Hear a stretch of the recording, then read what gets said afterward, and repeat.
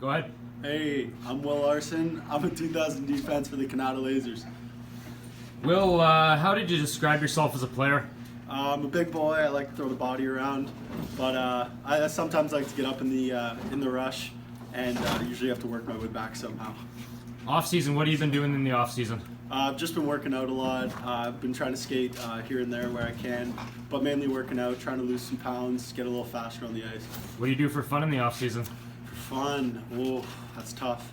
I don't really do much. Play a lot of video games. I like to hang out with the boys, just have some fun, play some baseball. I don't know, do whatever they got on tap. So you've been here for a number of seasons as well, and you've obviously been here for the last two playoff runs and those devastating losses. What are the expectations coming into this season? I think coming into this season, we have a lot of returning guys. I think we can go far. Those have been a couple of heartbreaking losses and exits. I think we deserve a better fate in both of them. So I think this is our year, and we can really take the bull by its horns this year and go far.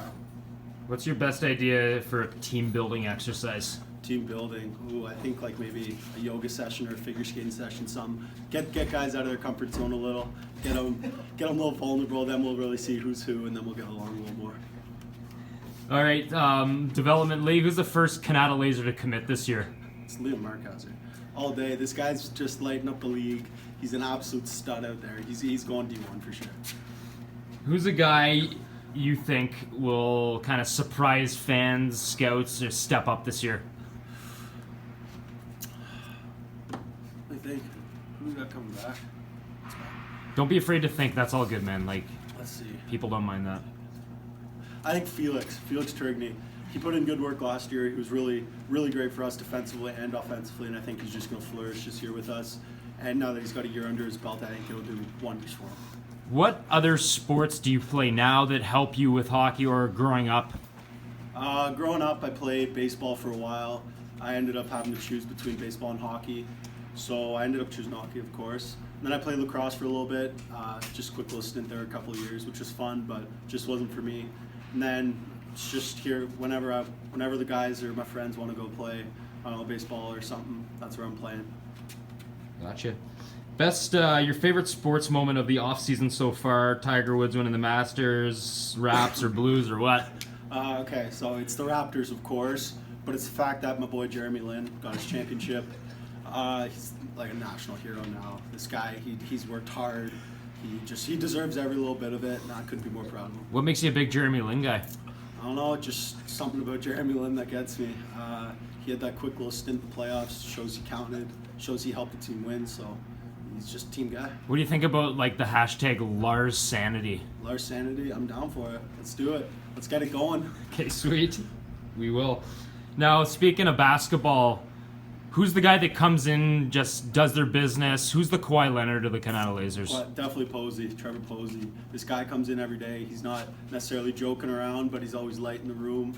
Whenever he gets on the ice, you know what he does. He goes out there, he gets like a hat trick or whatever. He gets a point every night. Like, this guy is just straight business, and that's it.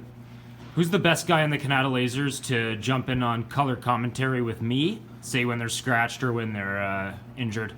I think we'll go back to last year. It'd be Teddy Austin. I feel like this guy's just flying under the radar. He's got a couple good ones in the back pocket, so I think he'd be great behind the mic. Agreed.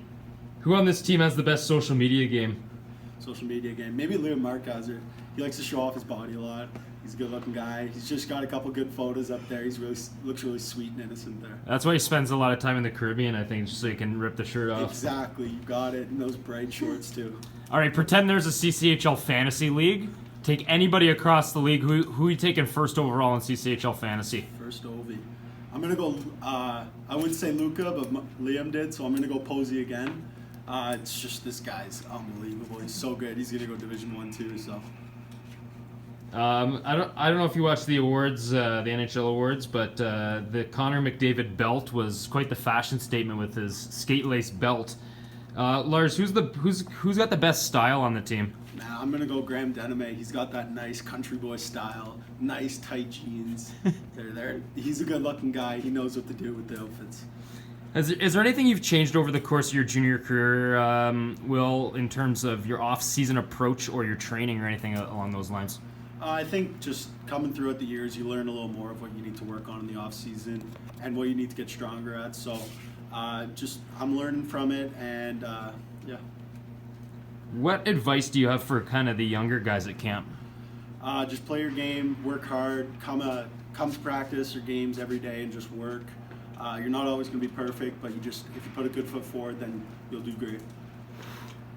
What does it mean to you to have the coaching stability coming into this season? Yeah, well, I think coaching stability is always something good. It's nice coming into this season knowing kind of what to do and just not necessarily having to learn something brand new. I mean, we've had a bunch of great coaches in the past, it just hasn't worked out for him, but it's really nice. Dave's a great guy, he's really experienced, so I'm happy to have him back.